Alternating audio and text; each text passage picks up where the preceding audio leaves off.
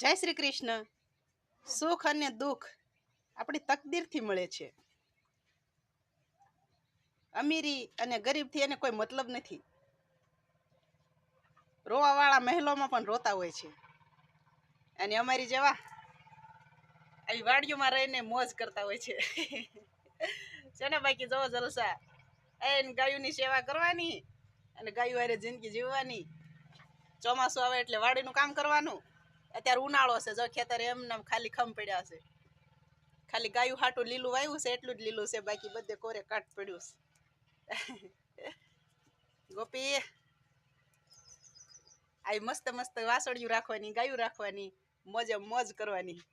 જય શ્રી કૃષ્ણ. ખુશ રહેજો. અને જો તમારે ખેતીવાડી હોય ને તો એક ગાય ચોક્કસ પાળજો, બહુ મજા આવશે. તકલીફ બધી દૂર થઈ જશે અહીંયા જશો ને એટલે.